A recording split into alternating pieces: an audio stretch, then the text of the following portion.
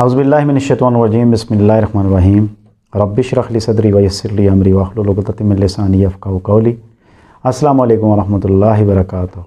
उम्मीद है कि आप सब अल्लाह तबारक व तआला के फज़ल व करम से बख़ैरियत होंगे। हॉटलाइन का तसव्वुर दुनिया में अमेरिका ने दिया और बड़ा पुराना है, लेकिन आज मैं जिस हॉटलाइन की बात करूंगा उसका तसव्वुर 1450 साल पुराना है। आपसे गुजारिश करूंगा कि इस वीडियो को आखिर तक देखें ताकि आप इसकी अहमियत और मफ़हूम को समझ पाएँ। और जो मेरे चैनल पर न्यू हैं वो मेरे चैनल को सब्सक्राइब भी करें, वीडियोज़ को लाइक भी कीजिएगा, शेयर भी करें और कमेंट बॉक्स में अपनी राय का इजहार ज़रूर। दुआ एक ऐसा हथियार है जो बड़ी बड़ी कौमों की तकदीरें बदल दिया करती है। अद्दुआ मुख्खुल इबादा, दुआ इबादत का मगज़ करार दिया गया है और दुआ को ना मांगना नाशुक्री कहा गया। लेकिन बदकिस्मती से हम दुआ मांगते नहीं हैं, हम दुआ पढ़ते हैं। हम बहुत जल्दी में होते हैं। दुआ में जब तक खुशू और खुजू ना हो उस वक्त तक दुआ कबूल नहीं हो पाती। और मैंने जो हॉटलाइन के राब्ते की बात की थी, हॉटलाइन पर राब्ता भी नहीं हो पाता, अल्लाह ताला से अपने बंदे की लाइन जुड़ नहीं पाती जब तक कि वह खुशू और खुजू से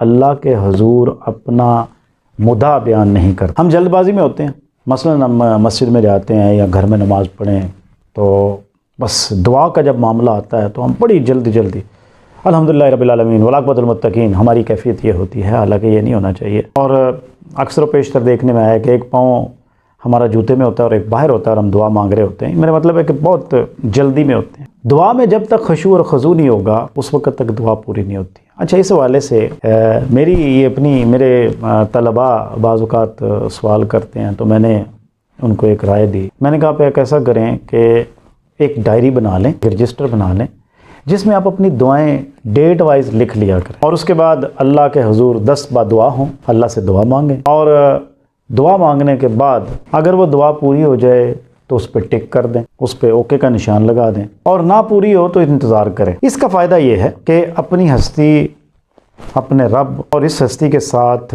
जिसके आगे हम झुकते हैं और जिसके सामने हम दुआएं पेश करते हैं उससे हमारा ताल्लुक़ कायम हो जाएगा और हार्ट लाइन पे मज़बूत राब्ता भी कायम हो जाए। हम मायूस हो जाते हैं और दुआ मांगना बंद कर देते हैं। इसकी मिसाल आप यूँ समझिए, हैंड पंप है ना जिसको नलका कहते हैं, नलके को मुसलसल चलाते रहें, यानी कि पंजाबी में अगर कहें तो मुसलसल घेरते रहें तो पानी जल्द निकल आता है और पानी खुश जायका भी होता चला जाता है। जो नलका जितना गिरता चला जाएगा उसका पानी का जायका और मिठास बढ़ती चली जाएगी और पानी ठीक होता चला जाएगा। और जिस हैंड पंप को या जिस नलके को आप घेरना बंद कर दें और अरसा दराज तक वो इसी तरह पड़ा रहे तो जब तक आप उसको मुसलसल नहीं घेरेंगे और उसमें पानी नहीं डालेंगे उसमें से पानी नहीं निकाल सकते आप।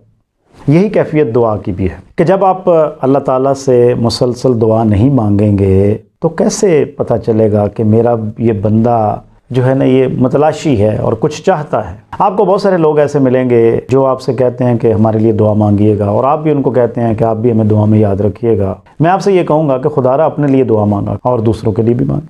अगर आप दूसरों को दुआ में याद रखेंगे, दूसरे भी आपको अपनी दुआओं में याद रखेंगे और अपने लिए अगर आप मांगेंगे फिर अल्लाह तबारक व तआला आपको अता भी करेगा। अच्छा, एक बात यह है कि बहुत सारे लोगों को मैंने ये खुद कहते हुए सुना और यार बड़ी दुआएं मांगी हैं पूरी नहीं होती, पता नहीं अल्लाह जो है ना हमारी कब सुनेगा।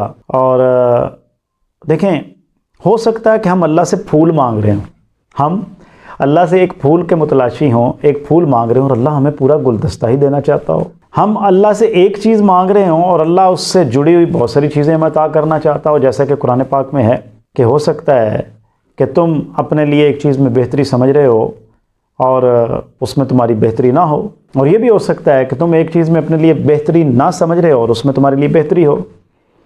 अल्लाह तबारक व तआला के पास तो ख़जाने हैं, वो चाहे जितना मर्ज़ी किसी को अता कर दे उसके ख़जानों में कोई कमी नहीं आती। जैसे कि हदीस कुदसी का मफ़हूम है कि अल्लाह फरमाता है अगर तमाम जिन और इंसान अगले और पिछले सब इकट्ठे हो जाएं और अल्लाह ताला से अपनी ख्वाहिशात के मुताबिक मांगना शुरू कर दें और अल्लाह ताला सबको उनकी ख्वाहिशात के मुताबिक अता कर दे तो अल्लाह के ख़जानों में इतनी कमी भी नहीं आती जितना कि कोई नदी के किनारे या दरिया के किनारे बंदा बैठा और उसमें उंगली डुबोए और जितना पानी उसकी उंगली के साथ लग जाता है इतनी भी कमी नहीं आती। बाज़ औक़ात ये भी होता है कि दुआ मांगी जाती है और पूरी नहीं होती। हो सकता है कि अल्लाह उसको डेफर कर रहा हो और आगे के लिए जमा कर रहा हो। बगदाद में एक नान भाई था, बड़े ज़बरदस्त नान लगाता था, बड़े खुशबूदार, और उसकी दुकान के पास से, नान भाई की दुकान से जब कोई पास से गुज़रता था तो बेख्तियार वो नान ख़रीद लेता था।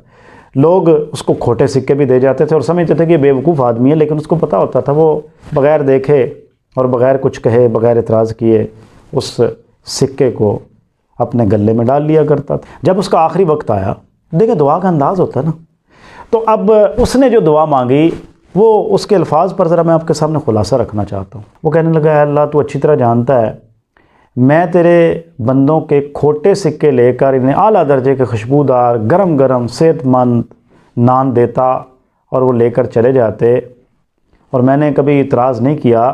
आज मैं तेरे पास झूठी और खोटी इबादत लेकर आया हूँ जो कि तेरे म्यार की नहीं है। जिस तरह मैं तेरी मखलूक को माफ़ कर दिया करता था और उनसे तकाज़ा नहीं करता था, आज तू भी मुझसे किसी किस्म का तकाज़ा ना कर और मेरी इस इबादत को कबूल कर ले और मुझे माफ़ कर दे। वो फिर किसी के ख्वाब में आया, उसने पूछा, भाई क्या हाल है? बड़ा खुश और बड़ी बेहतरीन पोशाक पहने हुए। वो कहने लगा, भाई बड़े मज़े हैं, अल्लाह ने मेरी इस नेकी को इतना पसंद किया कि मेरे सारे गुनाहों को माफ़ कर दिया। इसी तरह देखें, ईकान और यकीन बड़ा ज़रूरी है दुआ में। एक छोटी बच्ची की गुड़िया टूट गई, अब वो दुआ क्या कर रही है? छोटी बच्ची है, मासूम बच्ची है, मट्टी की बनी हुई गुड़िया थी, वो टूट गई। दुआ क्या कर रही है? अल्लाह मियाँ मेरी गुड़िया जोड़ दो, अल्लाह मियाँ मेरी गुड़िया जोड़ दो। अब उसका बड़ा भाई आया, वो कहने लगा, भी अल्लाह इतने छोटे छोटे काम तो नहीं करता, ये क्या तुम अल्लाह से कह रही हो? अल्लाह तो ये नहीं करेगा।